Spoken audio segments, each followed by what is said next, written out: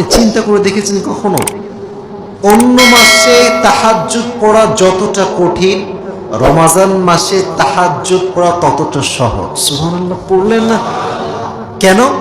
এটা হিসাব দিচ্ছি। রমাজান মাসে বান্দা তাহাজ্জুদ পড়তে না উঠলেও কিন্তু সাহারি খাইতে উঠাই লাগে। ঠিক আছে না কথাটা? ঠিক আছে না? ঠিক আছে না?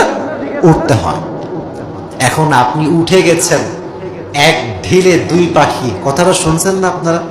এক ঢিলে কয় পাখি? দুই পাখি। আপনি উঠে গেছেন সাহারি খাওয়ার জন্য, মাশাআল্লাহ। একটা কাজ করবেন, সাহারি খেতে উঠে গিয়েছেন, ওয়াশরুমে যখন যাবেন জরুরত সারা হয়ে গিয়েছে, সুন্দর করে খুবই অল্প সময় মনোযোগ দিয়ে ওযু করে নেবেন। ওযু করে এসে জাস্ট 2 রাকাত তাহাজ্জুদ, বেশি সময় লাগে না। পরিপূর্ণ মনোযোগ দিয়ে পড়লে 5 মিনিট, আচ্ছা 6 মিনিট।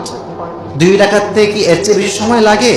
5 মিনিট লাগে, বা 6 মিনিটই ধরলাম। যান, এই যে 2 রাকাত পড়ে আপনার যত চাওয়া আছে, পান নাই, বউ চাই আল্লাহর কাছে চান, জান্নাত চাই আল্লাহর কাছে চান, গাড়ি চাই আল্লাহর কাছে চান, যা আছে প্রত্যেকটা বিষয় তাহাজ্জুদের জায়নামাজ রবের কাছে চাওয়ার দরকারটা আছে না নাই?